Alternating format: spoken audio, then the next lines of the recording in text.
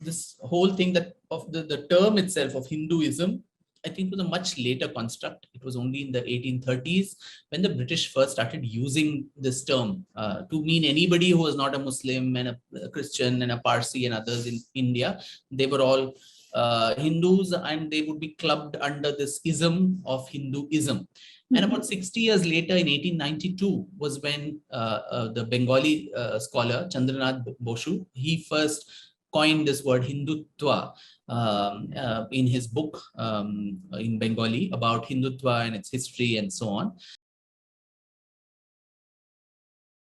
And ever since, I mean, if you look at it, this suffix of twa that is used for any word, it implies the state of being.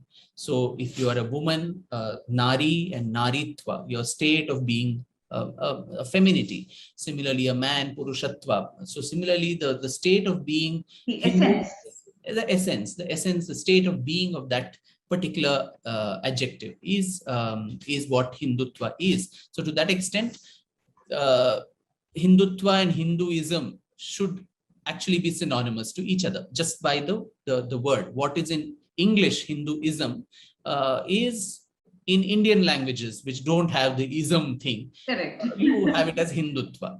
And about the Hindu term itself, I mean, there's so much of, was it a religious term always? Was it not? How did the world see us? In those aspects, it was more of an ethno-geographical and a cultural term where people outside India were looking at this country and calling us as Hindus, irrespective of whichever faith that was being practiced in this part of the world. Anybody who was on the other side of the Indus River or the Sindhu Nadi were all Hindus. So right from, the Achaemenid empires, Darius the Great, the Persian king, whose inscriptions talk about this Hindu and so on, to even Hyun Sang's accounts, the Chinese Buddhist traveler who came in the 7th century, he talking about this land called Intu, and the people as Intus. All of these things talk about this part of the world, which is, and the Arabs called it Al-Hind.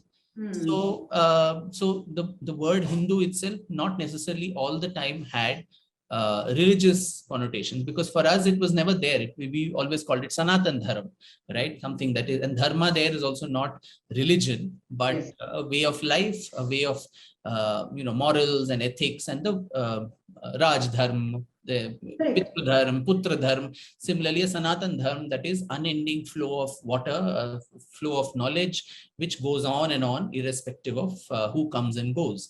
So that's how we viewed faith and belief, and that is one reason we can assimilate everything. So if you had one central book or one central leader or whatever, then anybody who did not come under that rubric would actually be the other and thrown out, whereas we didn't do that. And that's one reason, as we discussed, even the Buddha could be taken in as one of the pantheon of the Hindu gods, and Charvak could also be assimilated.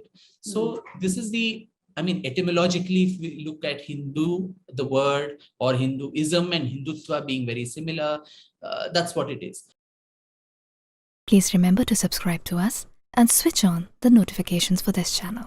For our other social media links, more content, and to support our work, please visit citti.net.